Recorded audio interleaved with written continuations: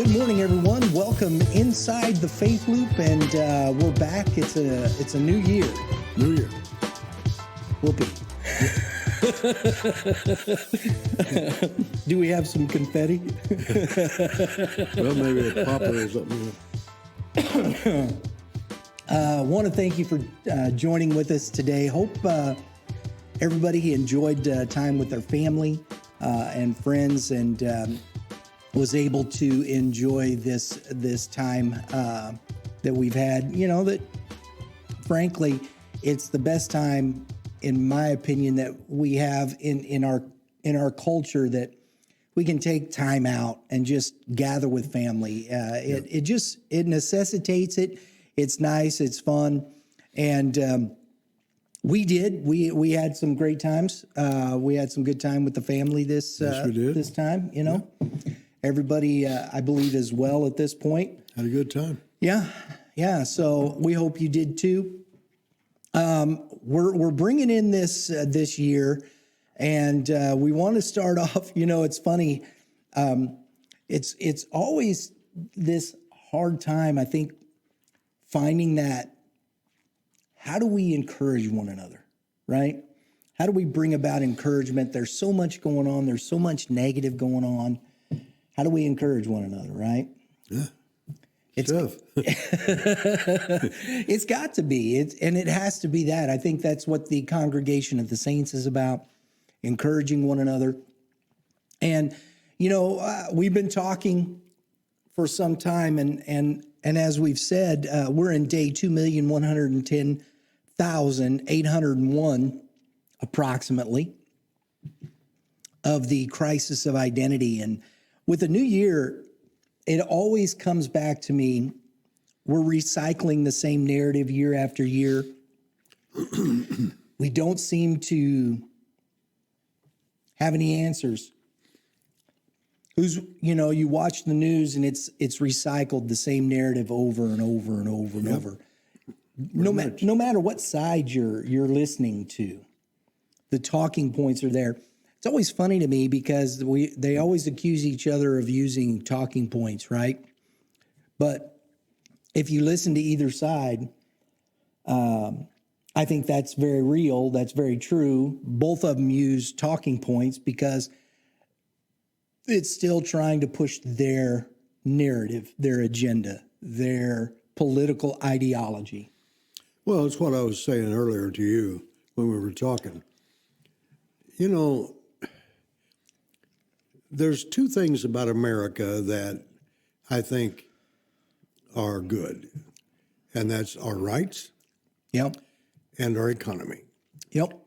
If you try in America, you can do well for yourself. You may not become a millionaire, but you can do well for yourself. You can live, have things, and so forth. I think those are great. Right. But every political party that gets in power. Now, our last president, we had very good economic growth in this country, and it was good for everybody. Right. Okay, another president comes along, kills it all. So what's the next one going to do? So because they all trying to push their own agenda. It has nothing to do with us or America. Now, I really think President Trump did think about Americans and did want us to prosper and so forth. But other ways, I don't know. Yeah. There were things I disagreed with him on. Yeah. But nevertheless, the country prospered. But the next administration and then the next one after that, what are they going to do? Exactly. And it's always, as you said, it's always, well, we're going to do this, we're going to do that. And this goes to the point we talked about. You go back to the start with, Barack Obama in 2008, and we've had, from Ronald Reagan on up, and, you go back into history. But when you start looking at that, hope and change. Well, my first question is, what changed?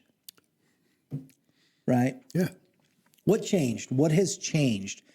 What did we change? What changed in the country? And what change were we looking for? If you have a document that said something in place, what did you need to change? What was wrong? What was the problems.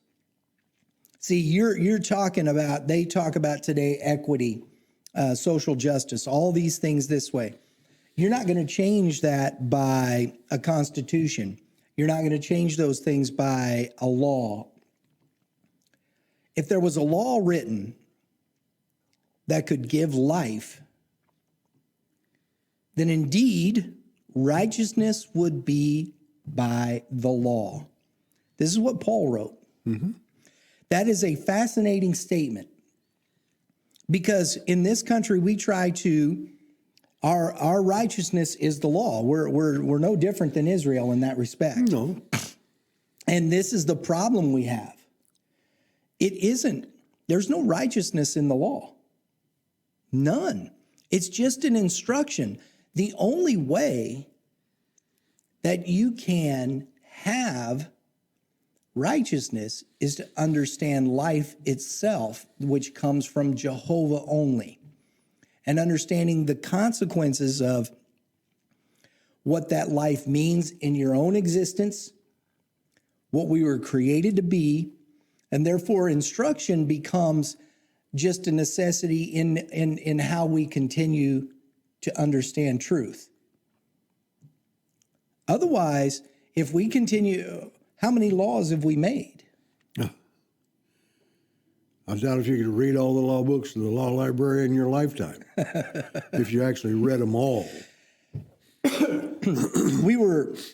I found this, and Dad and I, we have a couple different viewpoints, but this is, and I think this is what's interesting. When I found this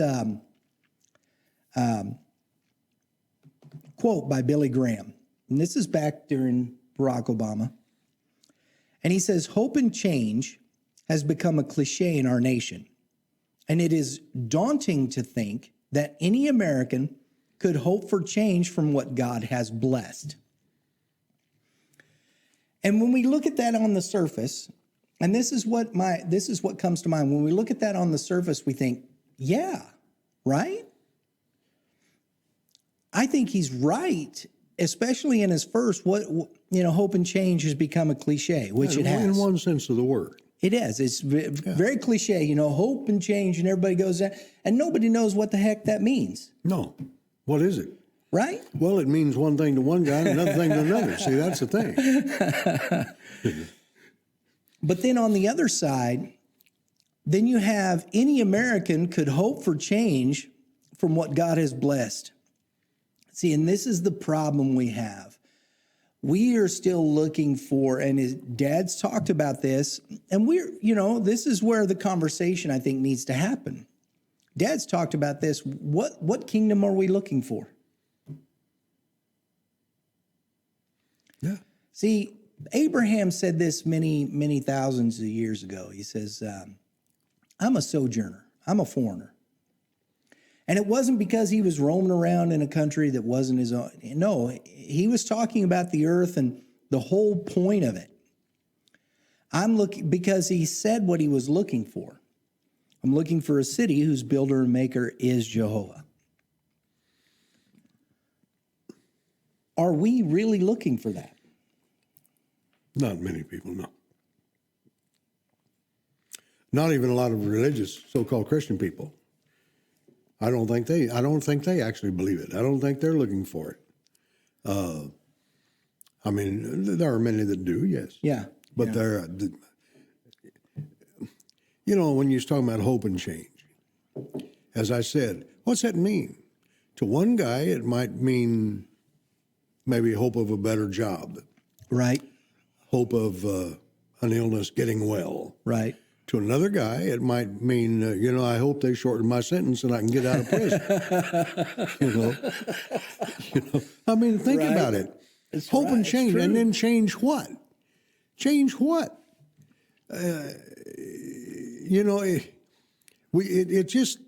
It's just political cliche. Yeah. To try to get people to believe something that isn't really there. It's not. It don't exist. It's not there.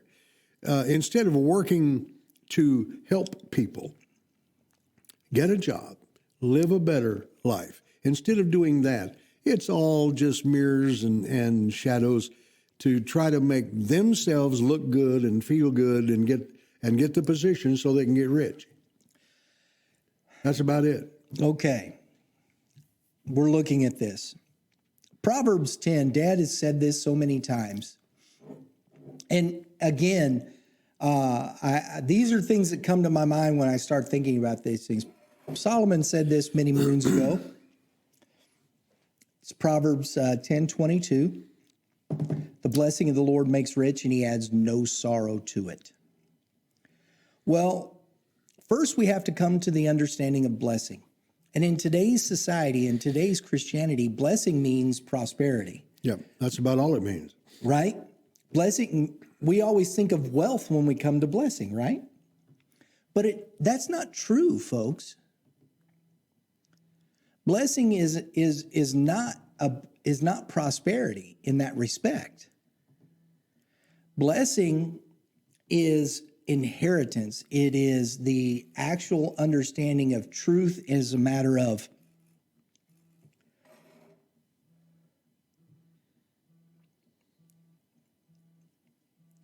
what your Father has given you.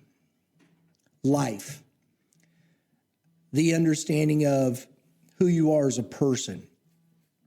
The blessing of the Lord. And when you go back, and I did this, when you go back and you look at the word blessing, it only deals with the children of Israel.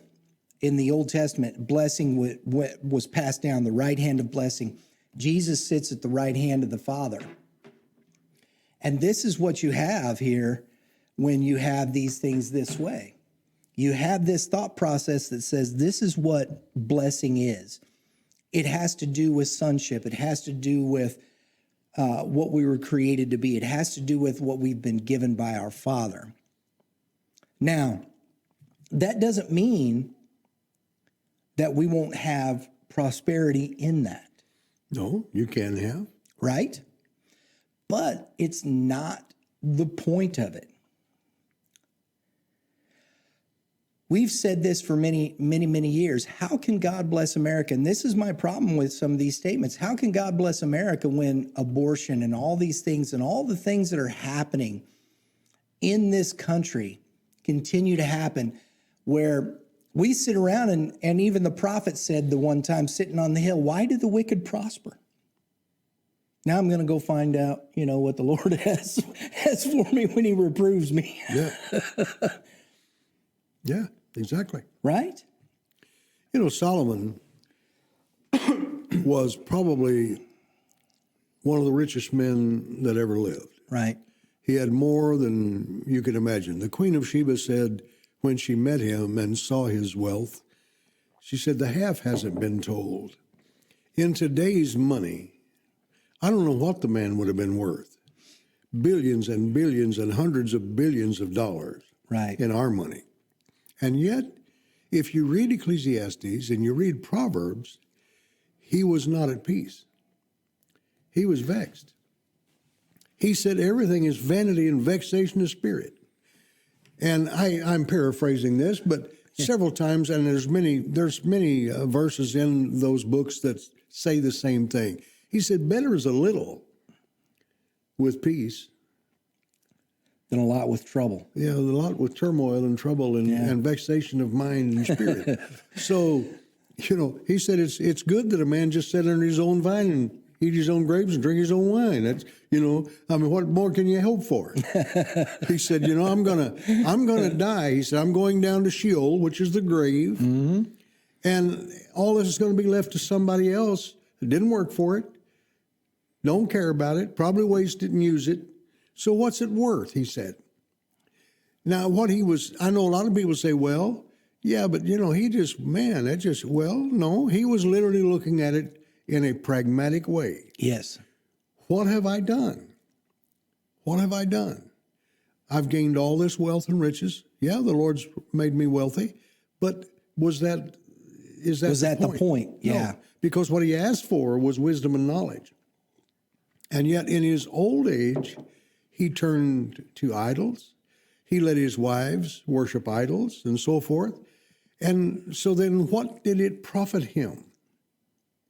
What does it profit a man if he gains the whole world and loses his life? And that's the point, isn't it, Dad? Life. Yeah. Why do we continually accept death? We won't give up. We won't give up death. We accept it as, oh man, death is a part of life. It's what, it's what happened. No, we weren't created in death. We were created in life eternally. That's the movement of this. That's what this is about. If we're looking at these things and we say, well, how does Jehovah look at these things, and how do we understand truth? How do we understand, what is blessing? What is prosperity? What do my hands do? What are we trying to accomplish in the world today? And what are we seeing with these things? We've heard recently, as you said, Build Back Better. We have Build Back Better. Now we have, or we had Make America Great Again. Now we have Build Back Better. What's the next slogan going to come? What's the next one? What's the next one? And they're building a narrative to this. Meanwhile, what's happening in the world? What's changing? Nothing. People are still dying. Isn't that the truth of it? Falling apart. To me, that's the point of it. People are still dying. Every day, millions of people die. And it has nothing to do with COVID or this or that. There's cancer, there's car accidents, there's murder, there's all kinds of things that are desperate in the world right now. There's a real, just this week. Just hunger. Just this week example. Betty White was 99 years old. She went to bed, went to sleep, and she didn't wake up. And they said she was in good health and so forth, but she was 99 years old. She was planning her 100th birthday party, asking, all kinds of people was going to come. They was going to televise it. Yeah. And she went, okay, she was just old. Something is going to get you, if it's just old age. Right. Because it's appointed to man until Jesus changes that. Through one man, Adam, all died. Through one man, Christ Jesus, all are made alive. Made alive. Amen. If we don't start thinking about this as believers in Jesus Christ, this is the point of it. Has nothing to do with a political solution, has nothing to do with a government, has nothing to do with a nation. It has to do with the kingdom of God, because that's what's at hand. If we don't start looking at that thought process and start preaching the good news of Jesus, because I think we've lost that. Yeah, we have. If you're looking for a nation to save you, better look somewhere else. why do we, year after year, day after day, month after month, week after week, continually believe that somebody in a political position is going to give us something? You got me. What do they have to give? They have nothing to give, not really, because they've taken it from you anyway and given you. They're taking what is already yours. This is what's just impossible for me to fathom, that people don't understand this. In this country, we have income tax. And people pay this in, and then they say, we're going to give the people back. We're going to give people this. We're going to give people that. What do you mean give people? You're not giving anybody. It's our money. You've taken our money to give it back to us. Yeah, and the rest of it you spend on everything that you can think about spending it. The rest you've borrowed. Absolutely. You have nothing to give. Excuse me. Choked on my coffee. you have nothing to give. I don't understand this thinking where people can't see these things. This is just a basic fact. Well, history is a great teacher, but very few people sit under the teaching. How long has the earth been here? How many kingdoms have been? How many men have risen and fallen? How many men have risen and died? Mm-hmm. And how many nations have risen and fallen? You couldn't number it all in your mind if you tried to, because you couldn't remember it all unless you got a photographic memory. But here we are, doing the same thing that's been done for centuries. When they first set Rome up, they did it thinking that it was going to be good for everybody and good for the people. But all of a sudden you get a guy like Nero. Guy was out of his mind. He was insane. They had inbred so much that he was just nuts. He actually burned Rome and blamed the Christians. And he was out of town, too, at the time, so he wouldn't get blamed. But, I mean, here's a guy that, and then later, you had later emperors that did this and did that and did this, and all thinking that they had the answer. Oh, yeah, Rome lasted a long time, but it finally fell. It's gone, defeated by another empire that thought they were the greatest. They're gone. And then by another empire that thought they were the greatest. Hitler tried it in Germany. He's gone. They tried it in World War I. It's gone. Russia tried it. It's gone. They tried the USSR, and it folded. They're trying to do it again. So what are we doing? When are we going to stop our insatiable covetousness?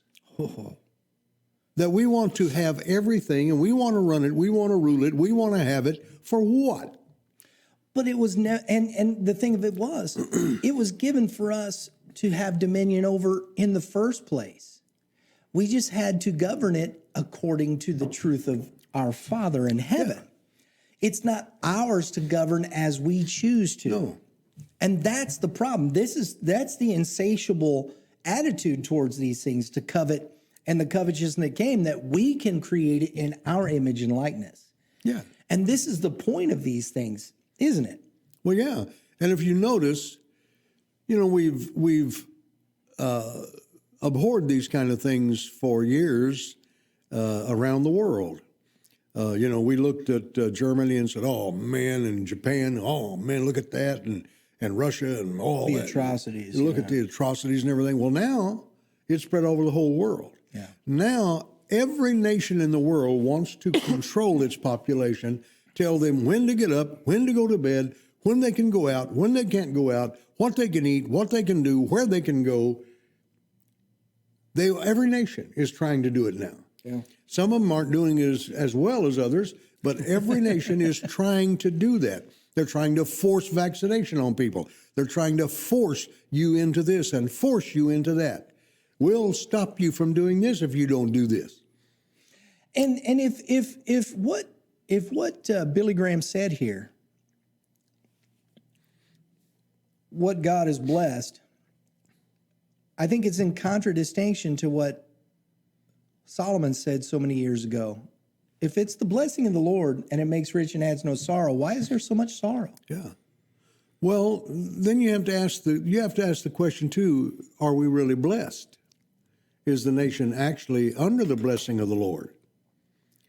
Then that's a big question. Exactly, Dad. And we've been talking about this for quite some time, haven't we? Yeah. And as you said earlier, we expect the Lord to bless all the mess we're in.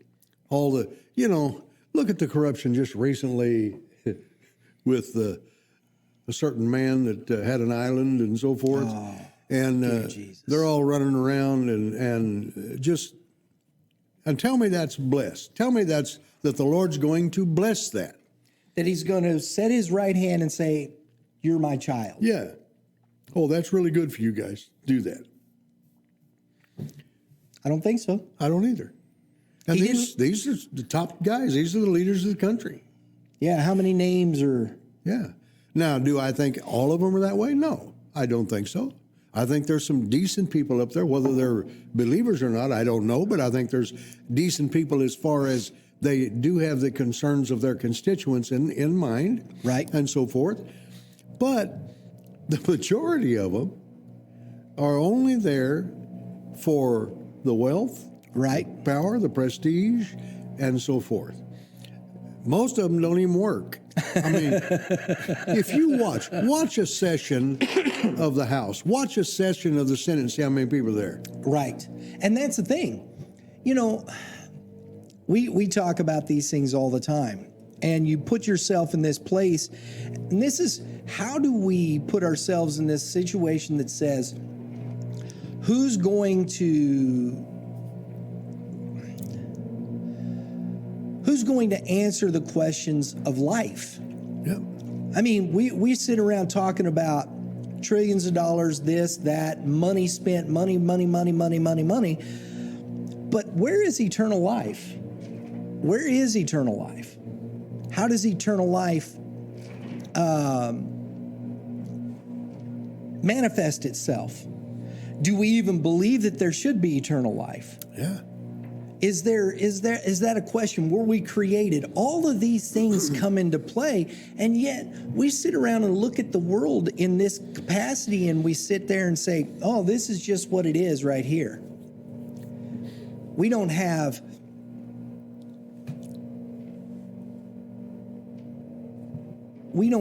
anything that will set us in motion moving forward. People are dying every day. What stops that? They don't want to stop it. That's one of the problems right now, they believe, is overpopulation. So what is the answer? Where do we go? Who's going to change the narrative? What does that mean? Do we even believe that Jehovah, that his kingdom is coming? Do we believe these things? What do people really, really, really, truly believe, Dad? And that's my problem with all of this. I look at these things, hope and change, build back better, make America great again, make this, do that. And I sit and I look at this and I look throughout the world, and all I see is violence. Yep. And what did the Lord see before the flood? He said, all I see is violence in the land. Yeah. Not sin. He didn't say sin. No. He said, all I see is violence. And friend, it's the truth. Look around the world. And I just don't see there's no blessing. There's nothing that Jehovah can look down and say, that's my son. Jesus, when Jesus didn't do any of these things, and he looked down and he said, this is my son. With him I am well pleased. Why? Because Jesus was living according to the truth about the kingdom. Yep. That was true blessing. I accept him as my son. Are we being acceptable in the sight of the Lord? And I just, when I look at these things, that's the question I ask. I ask myself this. And I don't see it in an answer in politicians. I don't see an answer in economics. I don't see an answer in anything that mankind is pursuing in the earth. No, it's not there. Are we going to change the narrative? I don't think they are. No. It's going to stay with the same stupid stuff they've stayed with forever. I mean, in the history of the United States, I mean, we think of elections today, and as you've said many times, if you go back and look at the old posters and stuff, what they said about each other in those days, I mean, they just flat slandered one another, up one side and down the other. They weren't kind at all about anything. So one guy says this, another guy says this, one guy gets elected, does his thing, another guy comes along, calls him names, he gets elected. But it's all based on, we're going to make it better. Our plan is better than yours. Right. And ours is this, and ours is that. And so But when you look at all of it, what's changed? It always seems to get worse. Yeah. And I've said this many times, and I'm going to say it right now. You know, you can shut it off, do whatever you want to do, but I'm going to say it.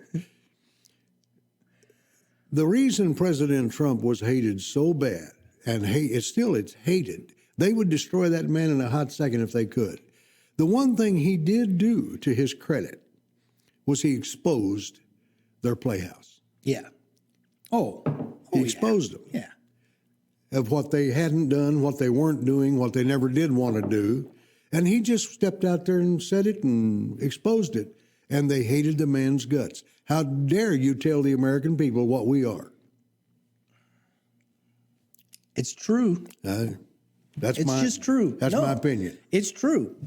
And tomorrow we're gonna finish this discussion tomorrow, and we're gonna go into a little bit of that thought process, because I think it finishes the conversation because of how those things move into that next globalist thought, and why we talk like this, how these things are linked throughout history, and where Jehovah's taking us. Because we've been talking about the mark of the beast and the Antichrist, and all that's been in the world a long time. Yep. And so we'll be back tomorrow with some more on Inside the Faith Loop. And we thank you for joining us today. Hope it's a blessing to you. And always remember to give love and give life and give Jesus.